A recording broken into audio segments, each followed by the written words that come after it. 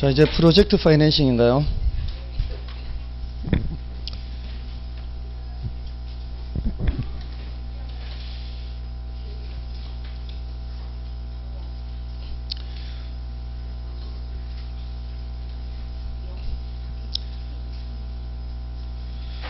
(120쪽의) 한국주택금융공사를 보십시오. 이걸 먼저 좀 설명드릴게요.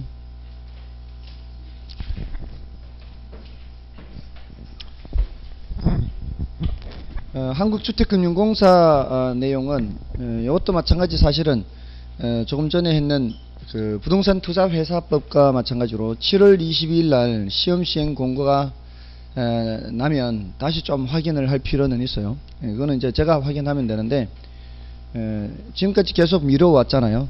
근데 이제 너무 세부적인 거는 보시려고 하지 마시고요. 굵직굵직한 것만 일단 보세요.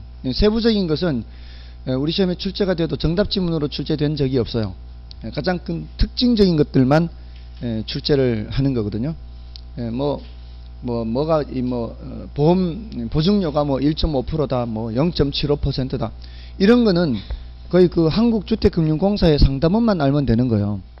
우리는 사실 알 필요 없는 그런 내용들인데 한번 출제가 된 적은 있어서 막 그 다루기도 하거든요. 시중 그 모의고사에. 근데 그런 것들은 지나치게 지엽적인 것이니까 신경 쓰지 마십시오. 그냥 계략적인 것만 알면 된다.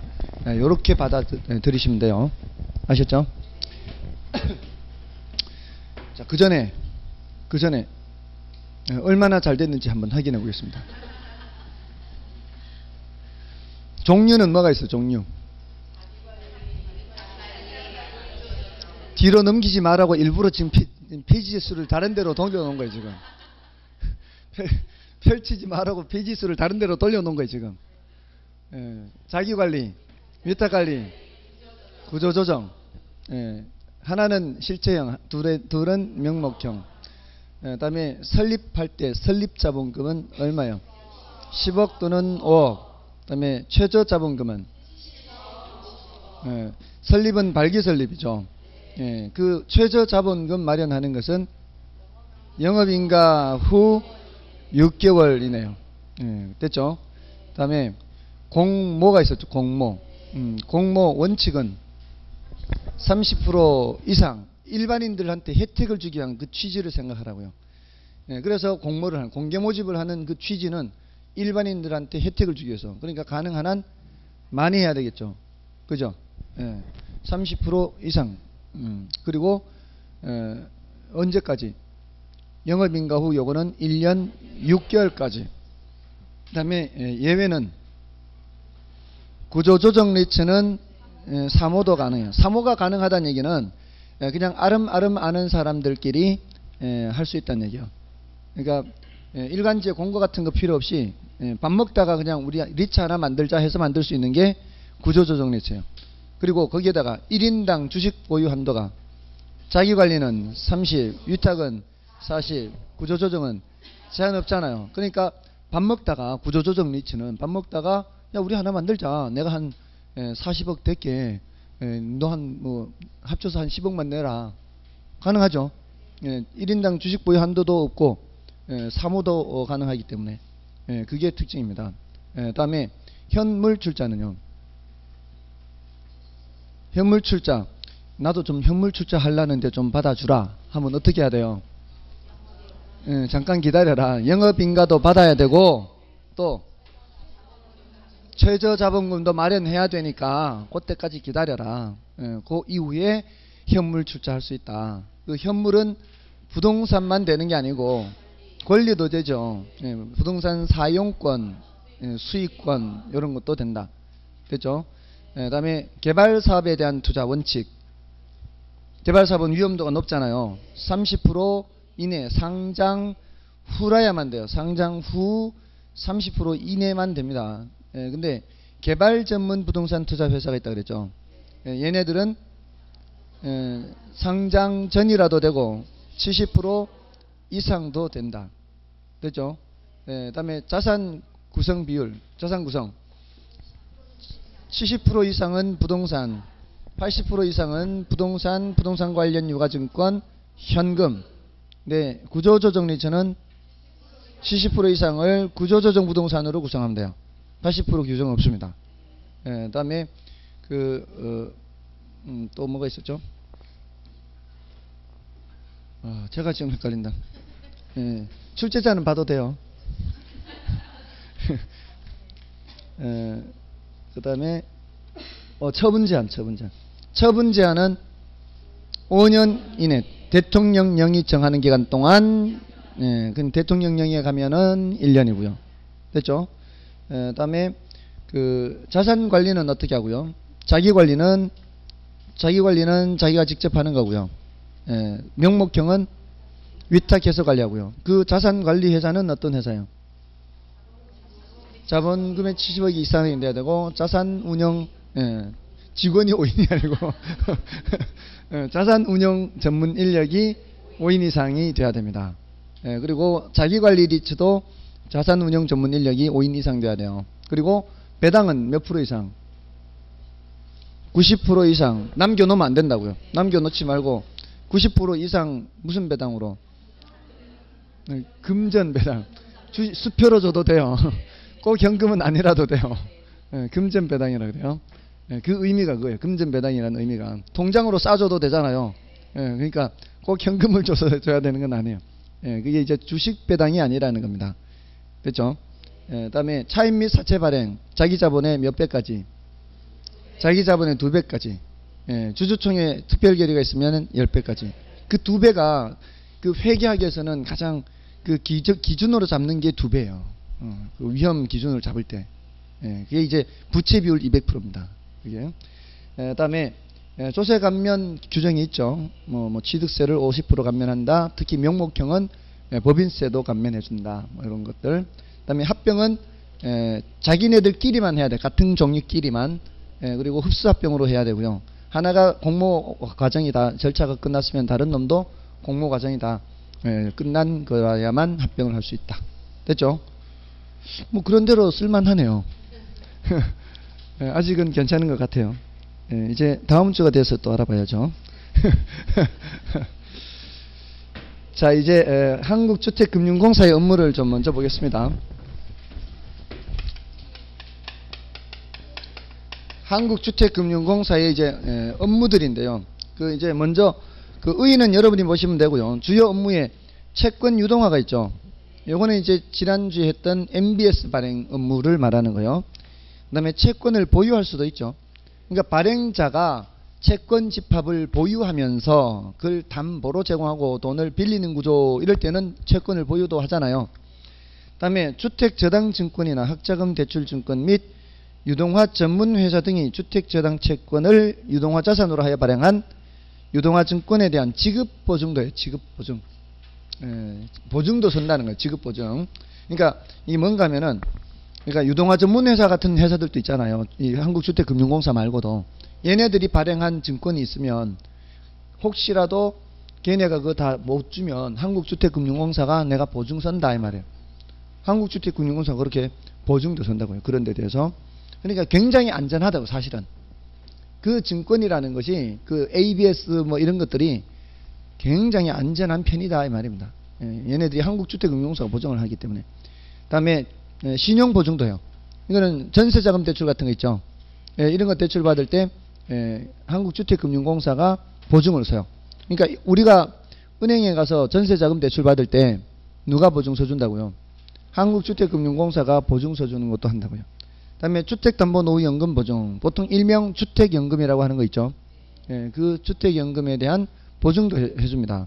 그러니까 이것도 우리가 주택을 담보로 제공하고 생활자금을 대출받을 때 이제 은퇴한 사람이죠. 은퇴한 사람이 생활자금 대출받을 때 한국주택금융공사가 보증 서는 겁니다. 그다음에 저당채권 유동화, 요거는 이제 참고로 좀 보시면 되겠네요. 요거는 참고로 보시고요. 그다음에 넘어가시면은 이제 주택담보노후연금 보증 요 내용입니다. 그 취지는 이제 기억 니은에 있죠. 기억에 소득은 없으나 주택을 소유하고 있는 고령자들의 생활자금을 제공하기 위한 제도고요. 민간 금융기관에서 대출 업무를 담당합니다. 그리고 한국주택금융공사가 보증을 하는 거죠. 그다음에 연령 요건은 주택 소유자가 만 60세 이상이면 되고요. 만약에 공동 소유를 하고 있다면은 연장자가 만 60세 이상이면 됩니다.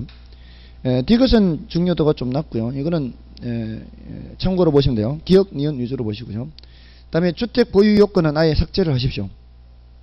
주택 보유 요건은 아예 삭제를 하고요. 헷갈릴 수 있으니까 삭제를 하고, 대상 주택 요건에 보시면 돼요. 여기 이제 1주택 또는 보유주택 합산 가격이 9억 원 이하의 주택 이렇게 돼 있죠. 및 지방자치단체에 신고된 노인복지주택. 노인복지주택도 되겠는데요. 근데 자, 일단 그 앞부분을 보시면은 작년까지만 해도요 1주택자만 됐어요. 1주택자이고 주택가격이 9억 원 이하라야 돼요. 근데 이제는 다주택자라도 합산이 9억 원 이하면은 돼요. 그러니까 그 합리적으로 바뀐 거예요, 사실은. 어떤 사람은 집을 한 채밖에 갖고 있지는 않지만 뭐 집이 9억짜리가 될 수도 있잖아요. 근데 어떤 사람은 집을 4채를 갖고 있어도 8억밖에 안 될 수도 있잖아요. 근데 그런 경우는 대출을 못 받았었거든요. 근데 그런 경우도 받게 하는 것이 합리적이라는 거죠. 다음에 그 노인복지주택이라는 게 뭐예요? 이 노인복지주택이라는 거는 이제 은퇴한 사람들이 이제 자기가 거의 이제 생존하는 동안 앞으로 살 생각으로 들어간 집이죠.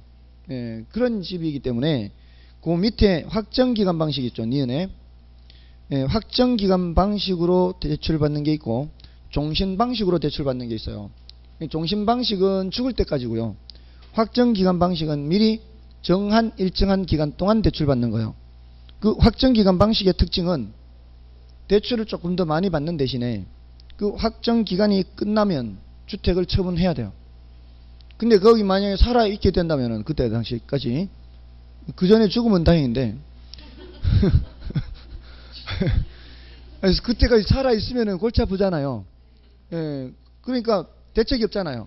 그러니까 노인복지주택은 안 된다는 거죠. 노인복지주택의 이 취지가 바로 생존하는 동안 거기서 살 목적으로 들어가는 건데 중간에 처분한다 이 말이 안 되거든요. 그래서 노인복지주택에 들어가 사는 경우에는 종신방식만 가능해요. 종신방식만. 다음에 오른쪽에 이제 보증기한을 보시면 소유자 및 배우자가 사망 시까지 대출을 해주는 겁니다. 이거는 이제 종신까지죠, 당연히. 확정기간 방식은 그 기간이 종료될 때까지죠. 근데 이제 주택연금을 해지하는 사유가 있어요. 당연한 얘기인데요. 본인 및 배우자가 모두 사망하거나 또는 멸실되는 거예요. 멸실. 소유권 상실되거나 멸실되거나 하는 거. 그 다음에 그 밑으로 내려갈수록 이제 더 자세한 건데 우리는 밑으로 내려갈수록 이제 중요도가 낮다 이렇게 생각하시면 돼요. 출제가 된 적도 있기는 해요. 뭐 1년 이상 담보주택에서 미거주. 근데 뭐 알게 뭐예요? 사는지 안 사는지. 알게 뭐예요? 그건 모르잖아요. 근데 그러니까 그런 거는 뭐 별로 신경 쓰지 마시고요. 그 위에 거만 알면 되는데 당연한 얘기입니다. 그다음에 밑에 이제 내려가서 요거 좀 체크하면 되죠. 종신 방식도 있고 확정기간 방식도 있다는 거예요. 종신 방식은 죽을 때까지죠. 확정기간 방식은 미리 정한 기간 동안이에요. 종신 방식에 이게 종신 지급 방식이 있고요. 종신 혼합 방식이 있어요. 종신 지급 방식은 뭔가 하면은 지금 이 사람이 이제 가입하는 나이가 60세면 평균적으로 자녀 수명을 예측을 해요. 이렇게 한 25년 정도는 아마 생존할 것으로 예상이 된다 이러면은 이 사람이 갖고 있는 집 가격이 이때 얼마쯤 되는지를 보고요. 집 가격의 뭐 대부 비율 70% 그것도 또 적용해요. 또 이때 예측되는 주택 가격의 70%다 뭐 이런 식으로 이렇게 예측을 해서 이 금액을 계산을 합니다. 대출 받을 수 있는 금액을. 그래야 되지 않겠어요? 이때 예측을 하는 거예요. 그것도 거기에 대부 비율에 적용해서 그 금액을 대출 받을 수 있다 이렇게 예측을 해야 돼요. 맞잖아요. 처분하는 건 나중에 처분할 거니까. 근데 대출은 언제부터 받는 거예요? 대출은 지금부터 이제 매달 받는 거 아니에요. 이 금액이 만약에 똑같은 금액이라면 이 금액 계산하려면 무슨 계수를 사용해야 돼요?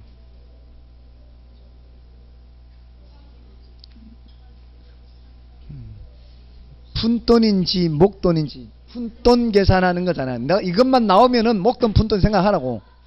수시로 나오죠. 수시로.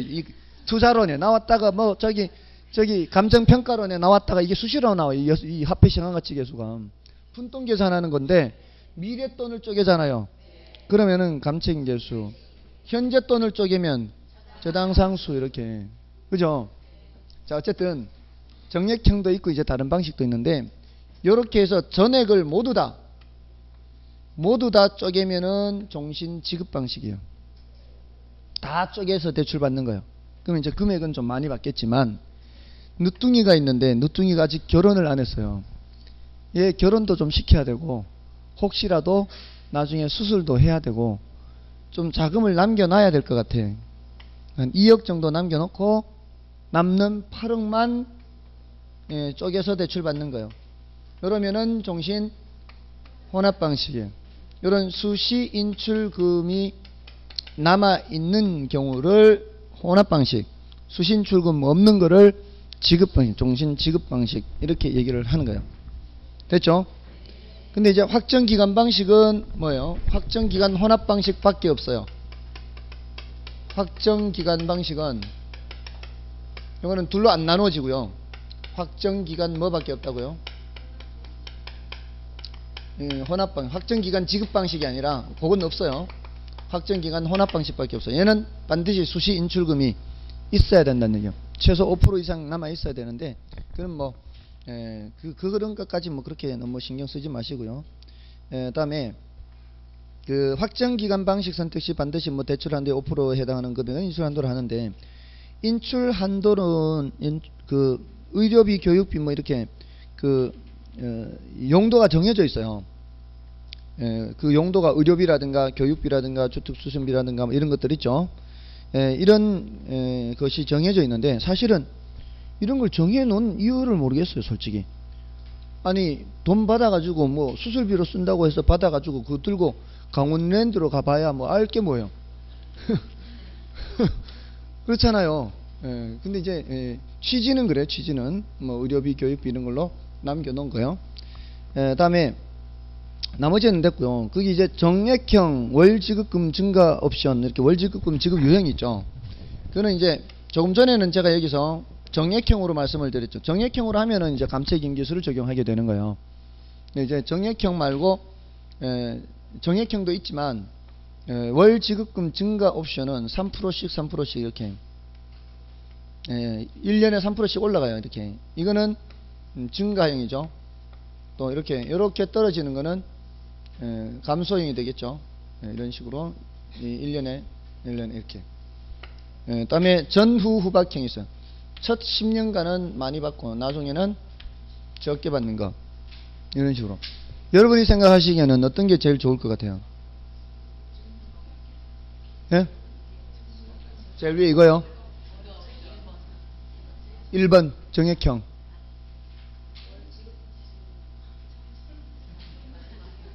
나중에 많이 받고 지금 적게 받는 거. 나중에 80 넘으면 뭐 하려고요? 돈 받아 뭐 하려고 이걸로.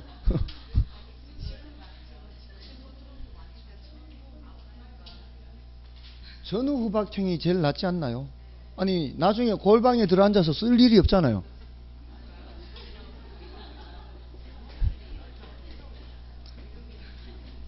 아니면은 물가 상승을 고려한다면 정액형도 괜찮을 수 있고요. 똑같은 금액이지만 실질 가치는 자꾸 떨어질 거니까. 그죠? 그러니까 사실은 나이 들면은 쓸 돈도 별로 필요 없어요. 뭐 어디다 쓰겠어요?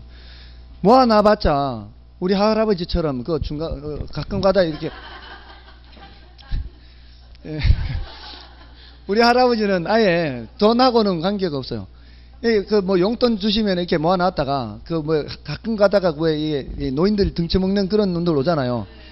그 뭐 무슨 괄레니니 뭐 이런 거 해가지고 막 이렇게 막 고액으로, 그죠? 제가 그걸 먹은 거는 그런 것 때문에 먹는 거예요. 할아버지가 나가셔서 그 사오는 거예요, 사오는 이렇게. 또 막 한 번은 막 이만한 스테레오 뭐 카세트를 사오는데 막 돈 뭐 아주 비싸게 주고 사왔다는데 보니까 내용 뜯어보니까 속이 텅텅 비어서 아무것도 없어. 돈 들이면 그런 데 쓰는 거예요. 그러니까 별로 쓸 데도 없습니다. 이런 여러 가지 형태가 있습니다. 그 다음에 대출 금리는 대출금리는 3개월짜리 CD금리 또는 신규 취급 코픽스 있죠. 코픽스. 그 코픽스 금리에 가산금리를 더요. 이게 뭘 뜻하느냐. 변동금리인가 고정금리인가 이걸 보는 거예요. 변동금리 고정금리 이게 변동금리라고요. 변동금리요. 요거는 변동금리인 이유가 뭐 때문에요? 이게 은행이 빌려주는 거기 때문에 은행은 고정금리 안 좋아합니다. 은행은 변동금리 좋아해요. 근데 123쪽 한 장 넘겨보세요. 그 모기지론의 그 두 번째 항목에 대출금리 보세요. 거기는 대출 실행일부터 만기까지 고정금리라고 되어 있죠. 요거는 한국주택금융공사 돈으로 대출해 주는 거예요. 그래서 고정금리요. 그러니까 시중은행은 고정금리 취급 안 합니다. 이게 보금자리론이 모기지론이 대출 실행일부터 만기까지 고정금리 적용되는 게 이게 한국주택금융공사 자금으로 대출해 주기 때문에 가능한 얘기예요. 아시겠어요? 그런 차이가 있습니다. 다음에 이제 122쪽에 이제 보증료를 보십시오. 여기 뭐 보증료가 뭐 1.5%니 뭐 0.75%니 이렇게 있는데 이 보증료의 의미는 이런 겁니다. 자, 이렇게 가입을 했어요. 가입을 했는데 만약에 일찍 사망했어요. 일찍 사망하면은 이때 주택을 처분해야 되거든요. 주택 처분한 그 매각 대금이 지금까지 대출받은 원리금 합계액을 초과하겠죠. 아직 얼마 대출 받지 않았으니까. 그러면은 남는 돈을 상속시켜 주거든요. 근데 예상보다 오래 사는 사람이 있을 거 아니에요. 이거는 예상하는 것이고, 또 오래 사는 사람이 나중에 사망하게 되면은요, 요때 주택을 처분하게 되면은 그동안의 원리금 합계액에 모자랄 수 있죠. 그런다고 해서 그 사람의 다른 재산이나 아니면 자식들한테 요구하는 게 아니에요. 모자란다고 해서. 그러면은 남는 거는 상속시켜주고 모자란다고 다른 재산에 대해서 청구하는 게 아니라면 구조적으로 부족할 수밖에 없죠. 그래서 처음에 가입할 당시부터, 자, 여기 전부 다 60세 가입하는 사람들이에요. 그럼 이 중에 누가 일찍 갈지 모르잖아요. 그러니까 그 사람을 위해서 미리 객출하는 거예요. 객출. 더 오래 사는 사람을 위해서 보험료 일종의. 그래서 그거를 적립해 놨다가 더 오래 사는 사람이 있으면은 부족하면은 그때 채워 넣는 거예요. 그러고도 부족하면은 그때는 공적 자금으로 들어가요. 그래도 부족하면. 그러니까 이게 조금 이제 복지금융 성격이 포함되어 있습니다. 근데 그 사람의 다른 재산에 대해서 청구하는 경우가 예외적으로 있어요. 예외적으로. 이 사람이 이때 사업을 할 수도 있거든요. 다시 사업을 하다가 체불임금이 발생할 수 있죠. 그리고 당해세 세금을 안 낼 수가 있어요.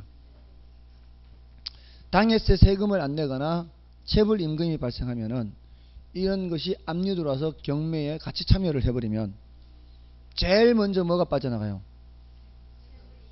당해세. 당해세가 제일 먼저 빠져나가죠. 그 다음에 체불임금인가요? 세금이 가장 우선인가요? 영순위가 경비고, 경비가 제일 먼저 빠져나간다고요. 경매하는데 경비가 발생하잖아요. 그럼 영순위거든요. 영순위. 경비가 제일 먼저 빠져나가야 돼요. 그래서 경매 허가 결정할 때 판사가 이 매각 대금이 경매 비용보다도 안 나올 때는 경매 시키지 않아요. 경매 자체를 안 한다고. 경매 비용이 돼야 되니까. 경매 비용하고 그다음에 당해세 뭐 체불임금 이렇게 되나요? 하여튼 그 순서대로 이렇게 하는데 그것 때문에 은행이 가져가는 몫이 줄어들 수 있죠. 그래서 부족할 때는 그 사람이 갖고 있는 토지나 상가에 갈 수 있어요. 그 사람이 갖고 있는 다른 재산에 갈 수 있어요. 근데 어떤 경우라도 자식들한테는 안 가는 거예요. 자식들한테 상속시키지 않는. 그게 이 주택연금의 장점이에요. 그래서 대출금 상환에 거기에 있어요. 대출금 상환. 그게 이제 이용자 사망 후 주택 처분 가격을 일시 상환하는데 채무 부담 한도는 담보주택 처분 가격 범위 내로 한정을 합니다. 근데 예외적으로 어떻다? 예외적으로 어떤 경우에 당해세 체불임금 당해세 체불 임금일 때에는 다른 재산에 갈 수 있다. 그거는 제가 안 써드렸어요. 그게 그냥 예외적으로 그렇게 할 수 있다는 겁니다. 다음에 나머지 담보 제공이라든가 하면 주택연금 장점 이런 거는 이제 참고로 보십시오. 이거는 이제 여러분 참고로 보시면 되는 정도고요. 다음에 오른쪽에 모기지로는 주택담보대출을 말하는 거죠. 신청 대상은 대출 신청 현재 만 19세 이상인 자고요. 민법의 성년 나이가 19세로 바뀌어서 이게 다 바뀐 거예요. 민법의 성년이라 그러나요? 뭐라 그러나요? 성년 맞나요? 그게 19세죠. 그래서 이게 다 바뀐 거예요. 다음에 무주택자 또는 주택취득 30년 이내인 1주택자도 되고요. 대체취득을 위한 일시적 2주택은 허용합니다. 그리고 취득 후 30년 이내에 받은 대출을 상환하려는 1주택자도 되고요. 아까 말씀드렸듯이 이거는 고정금리입니다. 그리고 대상 주택은 공구상 주택이고요. 단 9억원 초과 주택은 제외됩니다. 그리고 대출 한도는 주택담보가치의 최대 70%까지입니다. 요거는 대부 비율을 말하는 겁니다. 대부 비율이 70%까지 인정된다는 얘기예요. 다음에 금액은 최소 100만원에서 최대 5억원까지인데 대출 기간을 한번 잘 보세요. 대출 기간이 10년, 15년, 20년, 30년까지 돼 있죠. 중간에 25년은 없고 그냥 20년에서 껑충 뛰어서 30년인데 최소 10년이죠. 그죠? 근데 그 위에 대출 한도가 최소 100만원부터죠. 좀 웃기지 않나요? 100만원을 10년 만기로 대출 받아요. 1년에 10만원 갚아요. 한 달에 한 8천원씩 갚죠. 그렇잖아요. 이게 따져보면 왜 이렇게 났는지 이해가 안 돼요.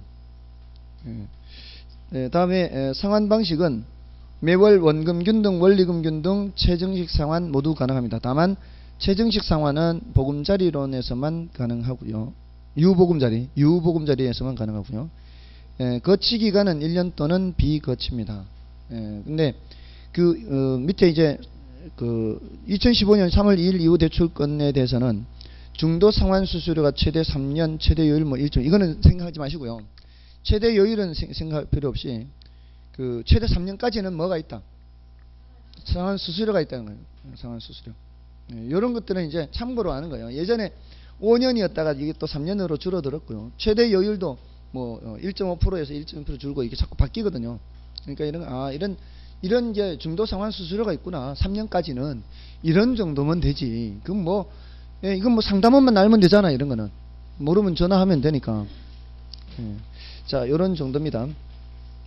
다음에 117쪽으로 다시 가시면 이제 프로젝트 파이낸싱이죠. 프로젝트 파이낸싱은 이거는 이제 무담보 대출이죠. 다음에 신용도 묻지 않습니다. 신용도 묻지 않고 담보도 묻지 않고 오로지 뭐를 보고 대출해 주는 거예요? 사업의 수익성을 보고 대출해 줍니다. 이게 세계 최초로 적용된 게 뭐라 그랬죠? 수에즈 운하. 수에즈 운하 뚫을 때 이 방식이 적용됐다고 합니다. 최초로, 세계 최초로. 그건 이제 굉장히 오랜 기간 동안 뚫어야 되잖아요. 그 기간 동안 계속 돈이 나가고 일단 뚫리면은 통행료 수입이 발생하죠. 그 통행료 수입 그게 바로 사업의 수익성입니다. 그러니까 프로젝트의 현금 흐름 이렇게도 표현해요. 프로젝트 자체 현금 흐름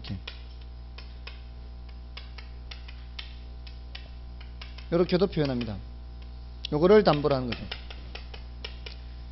그리고 본격적으로 시행된 거는 1920년대 미국의 텍사스 유전 개발할 때 본격적으로 시행됐다고 합니다. 그 유전 개발할 때는 이제 시추를 해야 되죠. 근데 한번 뚫어서 바로 이렇게 원유가 올라오는 경우는 극히 드물죠. 그러니까 여러 번 뚫어야 되는데 그 뚫을 때까지 계속 돈이 투입이 돼야 되죠.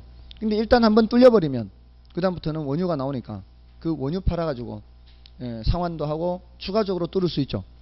그래서 그 원유 뚫을 때까지 들어가는 돈을 펌핑 머니라고 그랬다고. 펌핑 머니.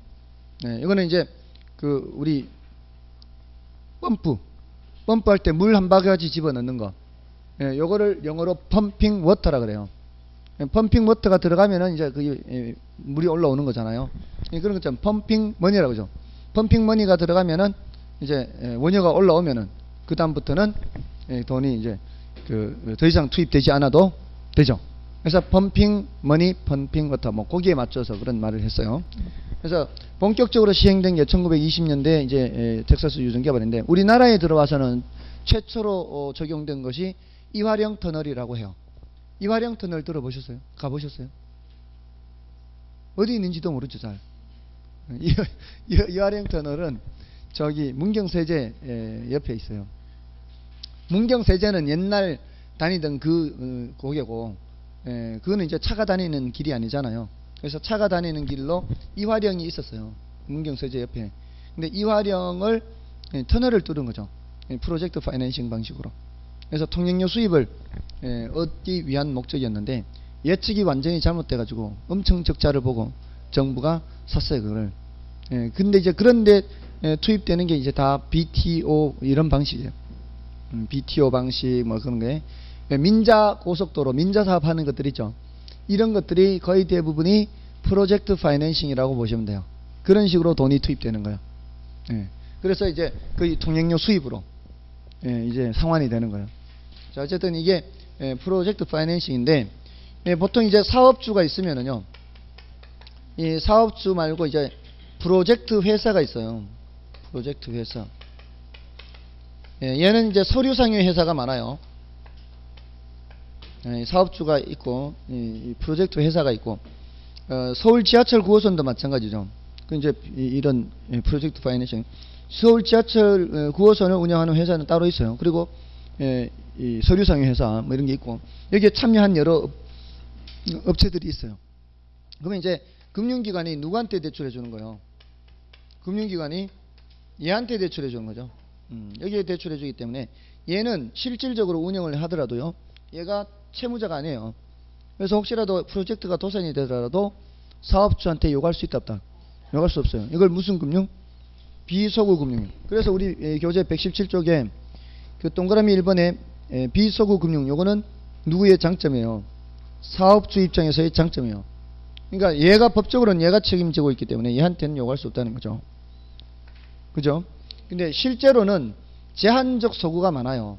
왜냐하면은 금융기관이 설마 이렇게 완전히 자기가 위험 부담을 무릅쓰고 이렇게 대출을 해주겠습니까? 사업주한테 일정한 정도는 담보를 요구하기도 하고요, 또는 보증을 요구하기도 하고 그래요. 그래서 그 맨 마지막 줄에 있죠. 제한적 소구 금융이 일반적이다. 이게 이제 그런 거고요. 다음에 넘어가시면은 부외 금융하죠. 부외 금융. 이것도 이제 사업주 입장에서의 장점이에요. 장부외 금융 이런 뜻이죠. 부외 금융은 장부외 금융이다. 이거는 장부외의 자금 융통이다 이런 말이에요. 자금 융통. 이거는 장부에는 기록되지 않지만 대출받은 효과가 있다 이런 말이거든요. 거꾸로 얘기하면은 대출은 받았는데 장부에는 기록 안 됐다 이렇게 되는 거예요. 그러면 장부에 기록이 안 됐기 때문에 이 회사가 다른 사업을 하기 위해서 대출받기가 쉽다 이렇게 해서 해석할 수 있어요. 그래서 채무 수용 능력이 높아진다 이렇게. 채무 수용 능력이 높아진다. 이렇게 할 수가 있습니다. 이것도 이제 사업주 입장에서의 장점이고요. 다음에 복잡성, 요거는 전반적인 단점입니다. 복잡하기 때문에 이게 좀 사업 절차가 지연될 수가 있고요. 그만큼 이제 비용도 많이 발생할 수 있고요. 다음에 높은 금융 비용, 요거는 사업주 입장에서는 단점이지만 금융기관 입장에서는 그만큼 수수료 수입이 또 높아질 수 있는 그런 이점이 있어요. 다음에 위험 배분은 이거는 얘 입장에서의 장점이라고 볼 수 있어요. 금융기관은 상당히 위험이 높은 편이죠. 근데 여기에 참여하는 여러 회사들이 많아요. 이 여러 회사들한테 분산시키는 거죠. 각각 보증 한도를 이렇게 나누어서 분산시키면은 위험을 좀 나눌 수 있고요. 다음에 사후 관리해서 그 셋째 줄에 결제 수탁 계정이 있죠. 에스크로우 계정. 에스크로우 들어보셨어요? 이거 중개사법에 나오나요? 이거 어떻게 하죠? 에스크로우 중개사법에서 일단 돈을 주면 에스크로우 회사한테 계약금을 줘야 될 거 아니에요. 계약금을 주면은 그 부동산 명의는 어떻게 해요? 예? 부동산 명의는 에스크로우 회사 명의로 넘겨야 되지 않나요? 이중매매를 할 수 있잖아요. 이중매매를 할 수 있으니까 계약금을 이쪽 회사로 넘겨놓으면, 계약금을 이쪽으로 주면 매도인은 명의를 이쪽으로 넘겨놔야 되지 않나요? 명의신탁 그런 것 같아요. 들은 것 같아요. 명의신탁 해야 돈은 줘놨는데 얘가 딴 데 이중매도 해버리면 안 되잖아요. 그러니까 중간에서 얘가 다 해주는 거예요. 회사가. 믿을 수 있는 제3자가. 그 명의신탁을 하면은 얘는 이제 나중에 또 중도금 주고 이렇게 관련 서류를 넘기고 해서 나중에 다 완료되면은 회사가 양쪽으로 이렇게 수수료 챙기고. 그거 아니에요? 맞잖아요. 이게 명의신탁 그때 하는 거잖아요. 근데 이거는 이제 부동산 거래에서 하는 거고, 여기에서의 에스크로우는 에스크로우 계정이에요. 계정. 통장. 입출금 통장을 통제를 하는 거예요. 함부로 이 사업주가 처리 못하게, 얘가 처리 못하게. 그렇게 하는 겁니다. 그러면은 좀 안전하게 할 수 있다는 얘기죠. 그 다음에 독립된 회사의 설립 있죠. 요거는 양쪽 다 장점이에요. 사업주한테도 장점이고 금융기관 입장에서도 장점이에요. 왜냐하면 혹시라도 프로젝트가 도산돼도 얘는 영향받지 않죠. 또 사업주가 도산이 돼도 얘는 영향받지 않을 수 있어요. 그죠? 그래서 이런 양쪽 다 모두 장점이다, 이렇게 볼 수 있습니다. 다음에 그 앞에 가시면은 그 어려운 표현이 있는데 117쪽이에요. 동그라미 2번에 프로젝트 파이낸싱의 경우 금융기관으로서는 당해 개발 사업에 대한 사업성 검토에 집중한다기 때문에 그 동그라미 2번에 있죠. 그 정보의 비대칭성 문제가 줄어든다, 이런 말 있죠. 이 정보의 비대칭 문제가 줄어든다는 얘기가 이런 겁니다. 보통 일반 담보대출의 경우에는 대출을 받아간 쪽에서 그 돈으로 뭐 하는지에 대해서 관심이 많을까요? 별로 없죠. 뭐 어차피 잘못되면 담보 실행해서 그냥 환가를 하면 되니까. 근데 그럴 경우에는 제가 뭘 하는지에 대해서 잘 몰라요. 어떻게 자금을 운영하는지에 대해서 통제가 안 되니까 굉장히 비효율적인 자금 운영이 이루어질 수도 있어요. 근데 이거는 입출금 상황을 통제를 하잖아요. 에스크로우라든가 이걸 통해서도 입출금을 통제하고, 또 대출 승인이 날 때도 사업성을 검토를 하잖아요. 그러니까 저게 어떤 일을 하는지에 대해서 알고 있기 때문에 정보 비대칭 문제가 줄어들어요. 정보 비대칭은 앞에서 외공불비에서 나오잖아요. 자원 배분이 비효율적이에요. 비효율. 그런 비효율성을 줄이는 거야. 정보 비대칭 문제를 줄인다는 게. 그만큼 더 효율적으로 자금을 집행할 수가 있다는 거예요. 그래서 그런 이제 사업주 금융기관 입장에서의 장점이다라고 볼 수 있고요. 다음에 다시 119쪽에 가시면은 프로젝트 파이낸싱 정리는 이제 여러분이 보시고요. 그 밑에 신디케이트는 투자자 모집이라고 적어 놓으시면 되죠. 투자자 모집. 요거는 이제 개발 사업을 시행하다가 자금이 부족할 때입니다. 자금 부족할 때. 자금이 부족한 경우에 사업 설명회를 열어서 투자자들을 모집하는 거예요. 그래서 사람들한테 자금을 모으는 거죠. 그래서 그 자금으로 개발 사업을 시행하고, 그리고 남는 수익을 나중에 완료되면은 수익을 배당해 주는 거예요. 그러니까 요거는 지분금융의 하나고요. 그다음에 이 투자자들이 직접 참여하는 방식입니다. 이게 이제 합자회사 형태를 많이 갖는데요. 합자회사인데 여기서 무한책임사원하고요, 유한책임사원으로 이렇게 나누어지거든요. 여기서 말하는 사원은 보통 회사 직원을 말할 때 그 사원이 아닙니다. 같이 참여하는 그런 의미입니다. 유한책임사원하고요. 여기는 회사의 사원, 그런 의미의 사원이 아니에요. 한 배를 타는 같은 동일체. 근데 이제 책임의 범위가 다른 거예요. 얘는 이제 개발업자가 되는 거고요. 얘는 투자자가 되는 거예요. 그러니까 망하면 같이 망하는 거예요. 그러니까 보통 직원을 말하는 그런 의미의 사원이 아닙니다. 그래서 이게 직접 투자라는 거예요. 직접 투자. 직접 투자인데 이 차이는 뭔가 하면은 이 무한 책임은 관리 운영상 책임을 다 져야 돼요. 그러니까 뭐 하다가 잘못돼서 손해배상을 해야 되는 경우라면 그런 책임까지 다 져야 되는데 이 투자자들은 그런 책임질 필요는 없다고요. 투자자들은 그런 책임질 필요 없고 자기가 된 돈 범위 내에서만 책임지면 되는 거예요. 그게 이제 유한 책임 사원이 되는 겁니다. 나머지는 됐고요. 됐습니다. 자, 됐고요. 이제 좀 쉬고 이제 부동산 활동론을 보겠습니다.